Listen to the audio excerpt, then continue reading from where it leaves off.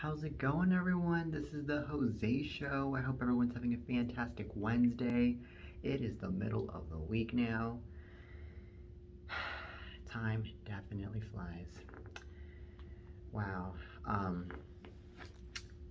Today is a pretty sunny and it's a pretty nice day here in California, I have to admit, which I think is a really good thing because, I mean, as much as I love the cold weather, I'm getting sick and tired of the cold weather. I really am because it's just too much of the shivering and too much of the flu that goes around with all this cold weather that, you know, goes around. So, may the spring season begin. So, the spring season isn't in a month, but still, may the spring season begin, in my opinion. But anyways, we have a lot of hot stories to talk about on today's episode of the Jose Show, so now let's get started. Alright, so let's start off with Kim Kardashian and Kanye West. Well, Kim Kardashian has now revealed as to what led to their divorce. Well, in a new interview with Vogue, Kim Kardashian revealed how prioritizing her happiness led to so many changes in her life, including her February 2021 split from Kanye West. For a year now, fans have been keeping up with the drama surrounding Kim Kardashian and Ye West's divorce. And despite their public split, the reality TV star has remained fairly tight-lipped about the end of their marriage. But in a new interview for Vogue's March 2022 cover story, Kim offered rare insight into what led to the breakup. For so long, I did what made other people happy, Kim, who wedded Ye in 2014, said. And I think in the last 2 years, I decided I'm going to make myself happy, and that feels really good. And even if that created changes and caused my divorce, I think it's important to be honest with yourself about what really makes you happy. I've chosen myself. I think it's okay to choose you. End quote. As Kim put it, her 40s are all about being Team Me and being her best self. And then Kim went on and said this: I'm going to eat well, I'm going to work out, I'm going to have more fun, spend more time with my kids and the people who make me happy. The mom of Northwest 8, St. West 6, Chicago West 4, and Psalm West 2 continued: I'm going to put my phone down, unfollow if I don't want to see something on Instagram. Alright. Well, you know what? This is my opinion on this. I feel like Kim Kardashian has the right to do whatever makes her happy because, in my personal opinion, I feel like why on earth should she be spending the rest of her life in a matrimony that isn't making her happy at all and that's making her life toxic, you know? And also, if she continues to be in a toxic matrimony, what's gonna end up happening is that Kim Kardashian's gonna would end up going through a lot of depression. She would end up going through a lot of stress and anxiety. And the next thing you know, we would end up seeing Kim in a hospital bed because of those things, or in a mental institution because of those things, you know. And that is something that a lot of us do not want. So she's basically taking care of her mental health in this situation as to why she ended up splitting from Kanye West. And as we all know, Kanye West, he has, mental issues. We've heard so many bad things about his mental health, and then the way things just got so toxic with him and Kanye, with him and Kim because of those mental issues that Kanye was going through or is still going through. So we have to acknowledge those things. We really do.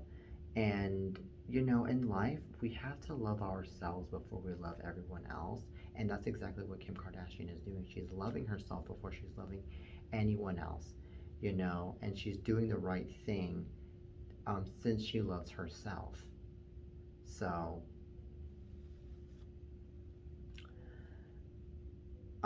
yeah, that's my take on this. And then another thing that I think about this is um, Kim, I mean, yes, she doesn't want to, live in a situation where, or she doesn't want to be in a situation where she is setting a bad example for her kids, that her kids, are now growing up to see that both of their parents are have split, and that are no longer sharing a life together.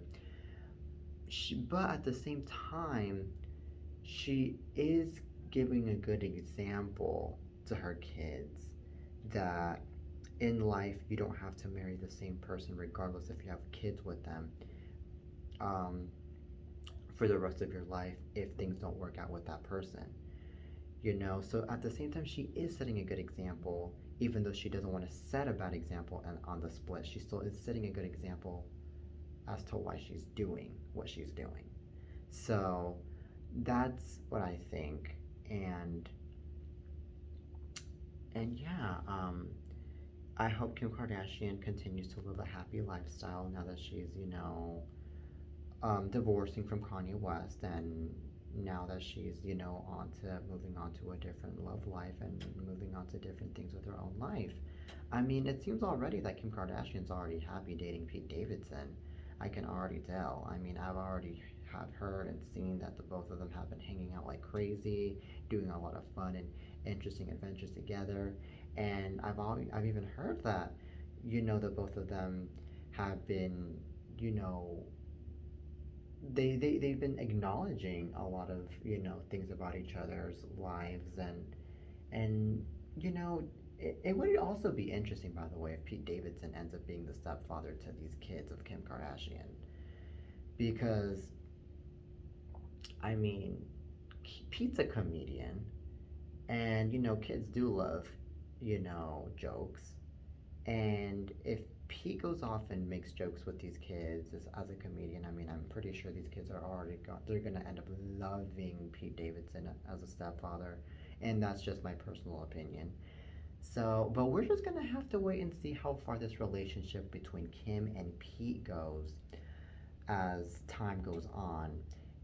Maybe it might not end up working out. Maybe this might just be a relationship that might not last. Who knows? But we're just gonna have to wait and see. But anyways, all my love and all my best hopes for Kim Kardashian on moving on with her life now that she's divorcing Kanye West. All right then. Um, from Kim Kardashian to now Joe Alwyn. Joe Alwyn makes rare comment about happy relationship with Taylor Swift. Well, during a media presentation for Hulu's forthcoming limited series, Conversations with Friends, Joe Alwyn gave fans a glimpse into his private relationship with Taylor Swift. Joe Alwyn is letting everyone know that Taylor Swift is his only lover. My bad. Um, the British actor's character as Nick Conway in Hulu's Conversations with Friends, which is based on the eponymous Sally Rooney novel, is in open relationship in the upcoming limited series. However, during a media presentation for the show, Joe confirmed that his character's polyamorous lifestyle was far from his real life with Taylor.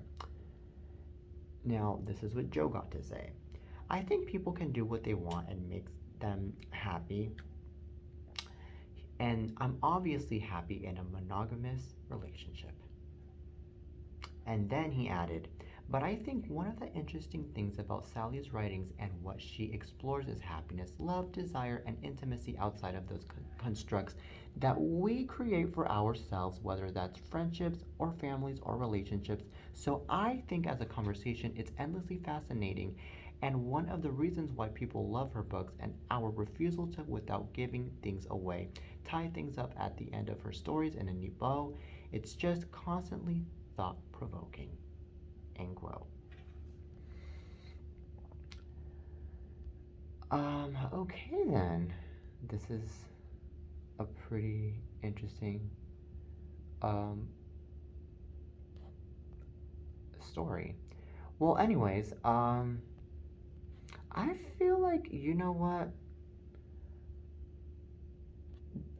Joe Alwyn and Taylor Swift, in my opinion, are gonna get married. Not now, but I feel like they are gonna get married eventually because I've noticed that their relationship has been lasting for a few years now, and I've noticed that the both of them are happy with each other, and I noticed that um, Joe Alwyn is very supportive of Taylor Swift, as much as Taylor Swift is very supportive of Joe Alwyn.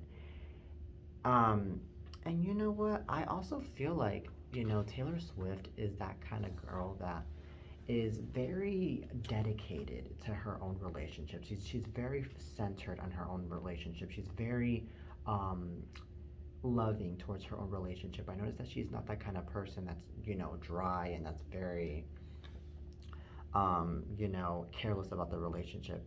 That's what I noticed about Taylor, and that's what I love about Taylor Swift, you know. And then another thing that I noticed about Taylor Swift is that she has all the beauty of the world. So I mean, why wouldn't Joe Alwyn be dating Taylor Swift?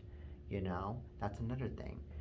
Um, and you know what? If Taylor Swift and Joe Alwyn ever end up getting married, I can imagine that the both of them are gonna end up getting married in Tennessee, where Taylor Swift is from, because Taylor Swift does love Tennessee, and she is from Tennessee after all. And another thing is that if they get married in Tennessee, then high chances is that maybe the both of them are gonna get married in her house, her big beautiful mansion over in Tennessee. So that's my take on this. And another thing is that um, it's gonna be that kind of wedding, in my opinion, that is going to be country style, in my opinion. Because I mean Taylor is a country star too, not just a pop star. And I can already imagine it's going to be surrounded by so many loved ones, and it's gonna be a night to remember. That's for sure. That's how I can imagine Taylor Swift's wedding is going to be, and that's if Taylor and Joe Alwyn end up getting married eventually, which I'm sure it will happen. Um, and you know what? The fact that Joe Alwyn is expressing about the fact that he's happy, being in a relationship with Taylor Swift is actually a very, very good thing because there's nothing better than to talk good than to say good things about the person that you love, and to express your happiness and express your love about the person that you love so much, you know, because that really proves that you are a true person, that you are a true um, spouse, a true boyfriend, a true girlfriend, you know, and yeah, so that's a very good thing. Um, and you know what? I also would like to congratulate Joe Alwyn on being in the Hulu series Conversations with Friends. I really do want to um, congratulate him on that because I mean, being in a series, especially on Hulu, I mean, that's something that's pretty huge and that's something that's pretty um, straight up awesome. A lot of people would want to end up on Hulu or on Netflix because I mean, both streaming services are pretty successful. And Joe Alwyn ended up landing on one of those, and so congrats to him on that. Um,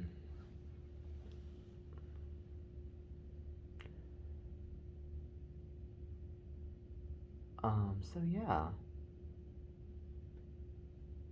but I mean, the fact that his character is far from his real life, his relationship, but the fact that his character's lifestyle is different from his real life with Taylor, I mean, to me, that's perfectly fine that his lifestyle is different in his series compared to his real life with Taylor because, in my personal opinion, if his lifestyle was similar in the series compared to his lifestyle with Taylor, if it was similar in that series, I think that would kind of be, um, that wouldn't be all that good, because then a lot of people are going to end up finding out what his life with Taylor is, and then they're going to end up asking him so many questions about it, and then it's just going to be a huge fiasco from there. And that's not a very good thing, because then that's like basically already knowing a lot of things that are going on between him and Taylor in real life, when in reality him and Taylor only want to keep their relationship in private. Especially because the both of them are huge, and as huge celebs, I mean, they deserve privacy. They really do. Their public lives can't just be out there every single day, every single time. So that's a good thing that his lifestyle in that show is different. That's good. Just leaving it to that. Alrighty then. So, anyways, congrats to Joe and Taylor for such a beautiful relationship, and congrats to Joe on his series on Hulu. Alrighty then. So, from Joe Alwyn and Taylor Swift to now another juicy topic. So now let's talk about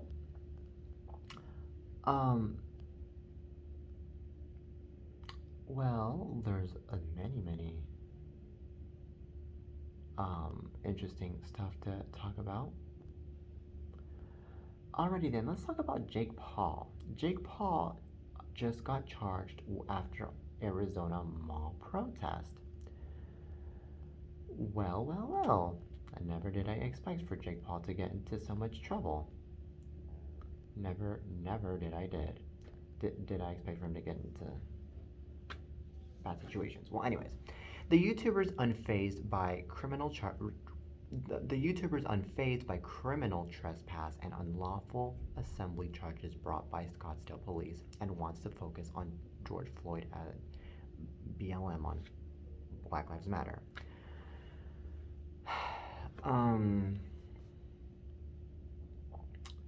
Well, that's pretty bad in my opinion that he put himself in this situation. Well, this is my take on this. I feel like Jake Paul, he has been under so many controversies lately. I mean, I think the most that he could do now is he needs to calm down. He needs to just focus on calming down, and he needs to just get away from all these controversies, because the more he gets in these controversies, the more he is going to put himself in a bad image than he already is.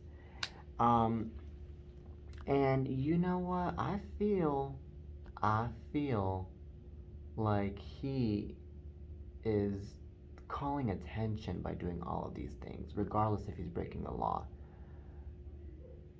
He really is calling attention, and that is something that is not a good thing. I feel like he needs to call attention, but for good things, instead of just, bad things.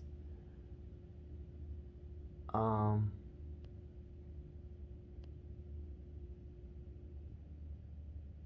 but this is old news. Whoops. Never mind, old news. Alrighty then.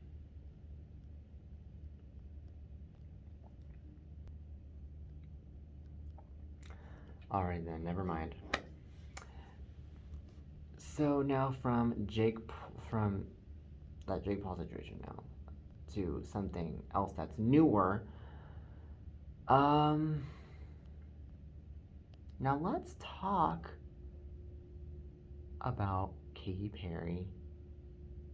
Katy Perry, well, as we all know, we see her on American Idol every Sunday. Well, she shares plans for her and Orlando Bloom's wedding. Well, Katy Perry is revealing the reason for her long engagement, while on Australia's Kyle and Jackie O radio show, the 37-year-old singer shared why she and Orlando Bloom have yet to tie the knot nearly 3 years after getting engaged. It's a destination location. We're still trying for it to work out, she said, sharing that the COVID-19 pandemic is to blame for their delay and saying, I do. Every couple of months, it's like new variant, new variant, new variant, Perry noted. In March 2020, a source told ET that Perry and Bloom had planned to get hitched in Japan but postponed amid the start of COVID-19 concerns. Perry noted that she's ready to return to normal life equipping of the pandemic by saying, "Let's go party after this, please." Um, Now, Perry and Bloom, as we all know, got engaged on Valentine's Day in 2019, a little over a year later after a year later, Perry revealed that she and Bloom are expecting their first child together, um, that she then gave birth to in August of 2020. Um, so that's pretty amazing. But anyways, this is what I personally think. I think that Katy Perry and Orlando Bloom should take their time to um, get married and to make the plans for their marriage, especially for their ceremony. Because when it comes to weddings, it really does, you really have to plan things out perfectly and well because you only get married once.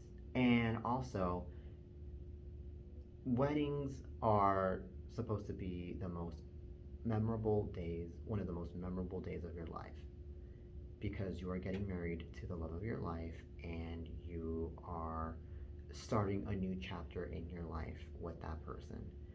So that's the reason why I say that Katy Perry and Orlando Bloom, they need to take their time.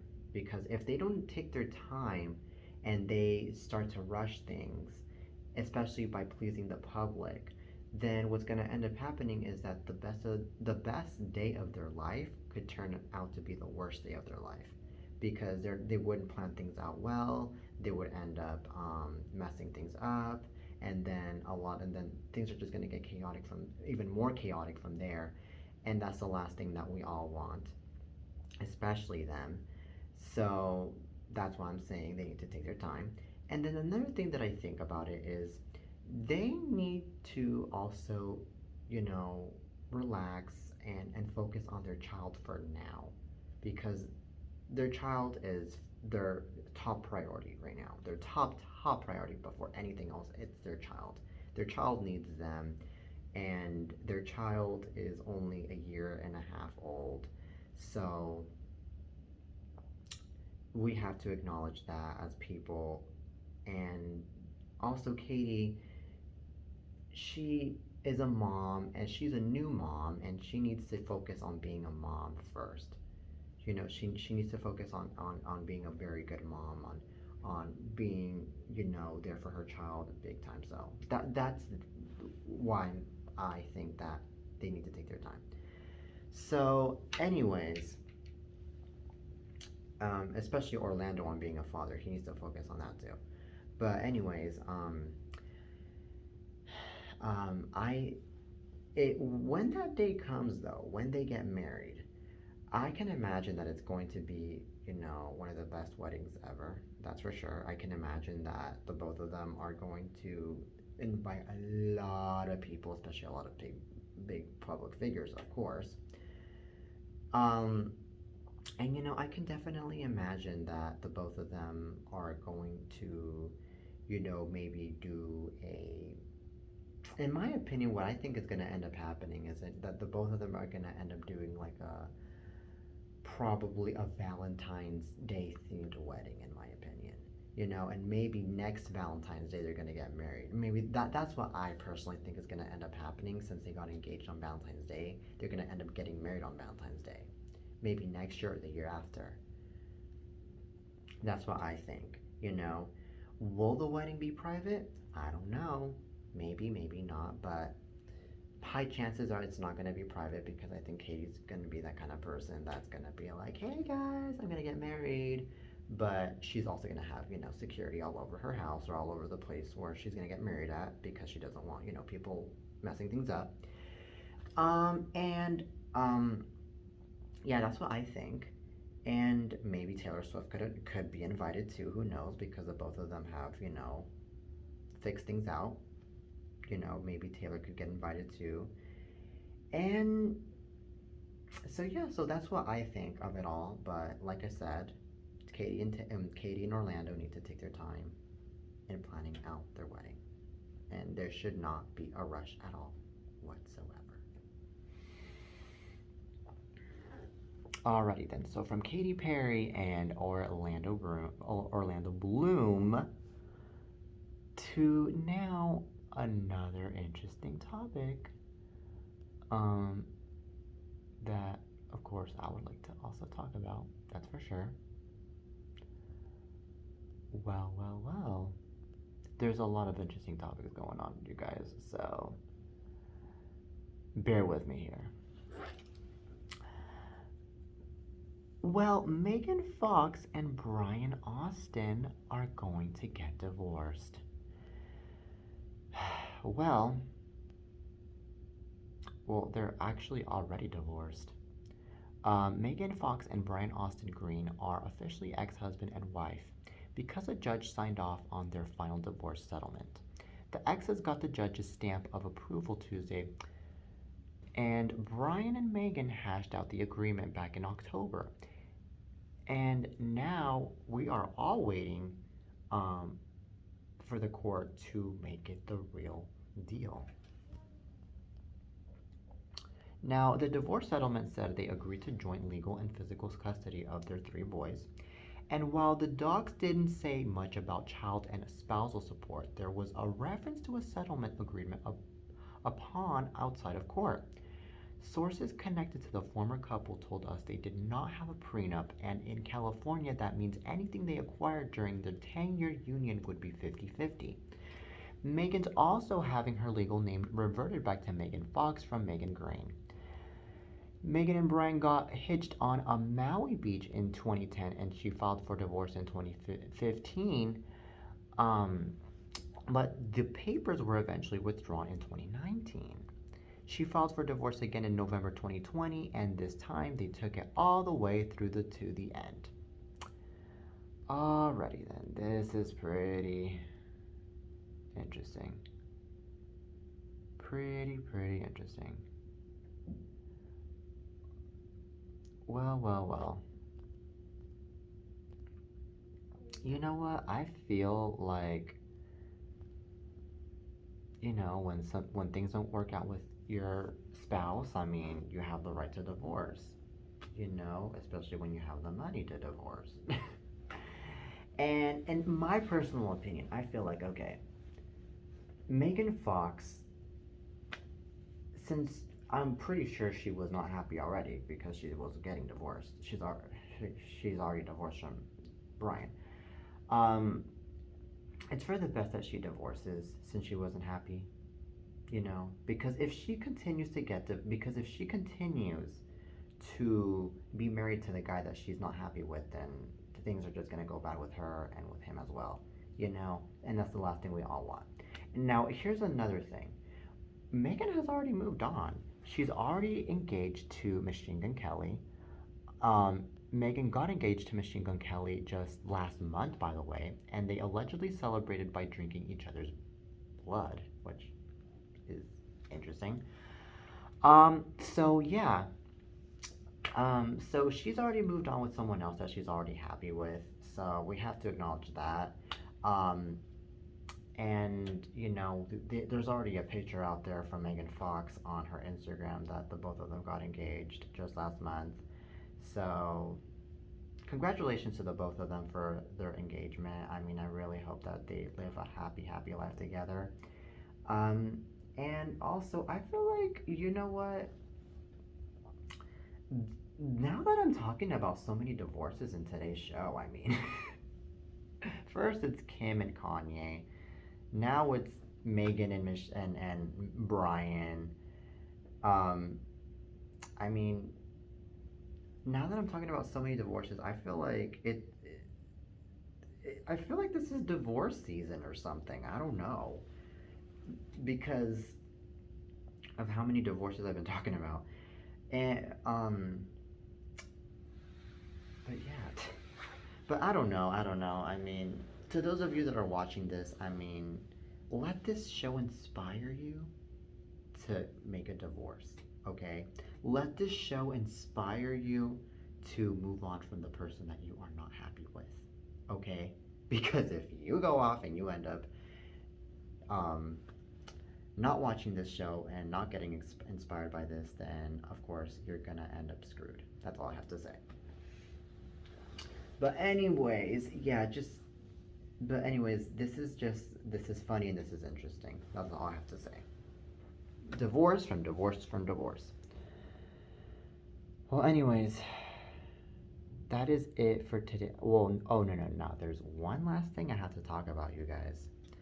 All right, so now Joe Rogan, as we all know, has been under fire lately for making a bunch of statements about the vaccine, and as we all know, a lot of celebs have been boycotting Spotify because of that. Well, Joe Rogan is now taking a jab on this whole entire situation. Well, anyways, Rogan was on stage just last night in Austin doing stand up and dug into his recent podcast controversies, saying he was disgusted seeing the compilation video of his repeated uncensored use of the N word. Rogan told the crowd, whose phones were locked to block all recordings, this is what he said: "That was racist as F. Even to me. I'm me and I'm watching it saying, stop saying it. I put my cursor over the video and I'm like, 4 more minutes?" End quote. That's what he said to the crowd. Now, he was even more self-deprecating when it came to the COVID-19 slash anti-vax criticisms, saying he's completely unqualified to offer medical advice. He's made the point before, but this was more biting. Now, this is what he also got to say: "If you're taking vaccine advice from me, is that really my fault? What dumb S were you about to do when my stupid idea sounded better? You know that dude who made people eat animal D's on TV? Who does he feel about medicine? How does he feel about medicine? If you want my advice, don't take my advice." End quote. That's what Joe Rogan said. While Rogan was making lemonade out of lemons last night, earlier Tuesday, he dropped a new Joe Rogan experience and once again painted himself as a victim in the first episode since his video apology for the N-word flake.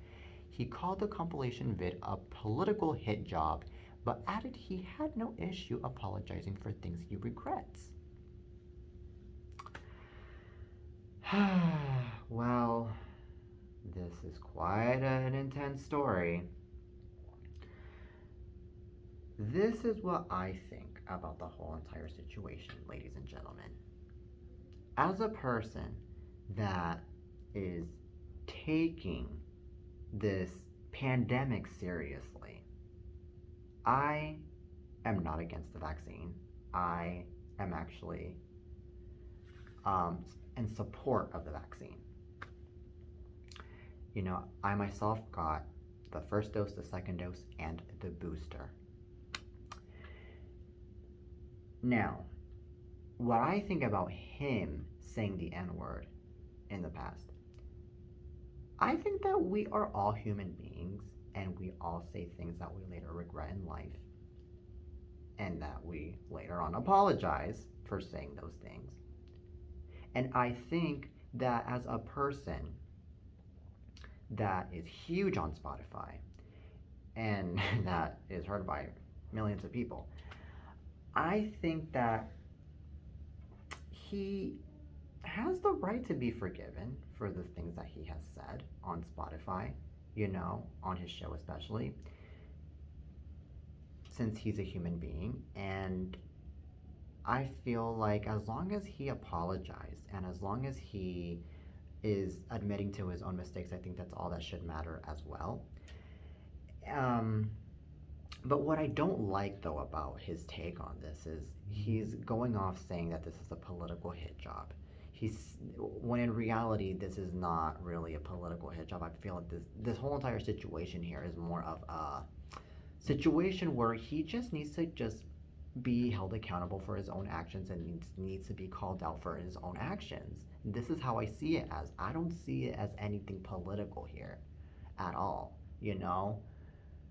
I really don't. And especially in the times that we live in where people are, getting called out for the stuff that they have said and the stuff that they have done, you know, we have to really look at it like that he's just getting held accountable. People are just making him look at his own mistakes. That is all. So that way he won't do those mistakes again and he won't end up harming anyone that is watching or listening to his own podcasts. So that's my take on this. That is my take on this. Um, I also feel like Joe Rogan, um, he needs to just you know, be more careful next time with what he says. He needs to be more careful. He needs to be more he needs to acknowledge, a lot of things that he has done, and that's all I have to say. That is all I have to say. Just be careful, um, and just acknowledge to the stuff that he has said. Okay. And hopefully from now on he won't get into any more controversies. Just saying.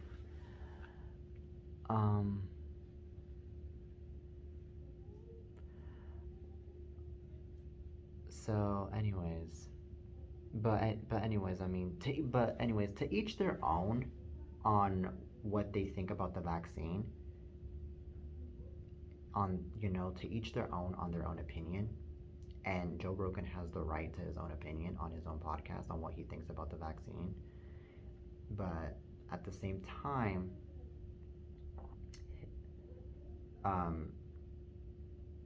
he cannot be, there's ways he needs to say things in his podcast instead of misinforming things. That's all I have to say. But anyways, that is it for today's show, you guys. I really hope you guys enjoyed today's show. Enjoyed today's episode of the Jose Show. I'll see you guys tomorrow with more hot topics. Till next time, see ya.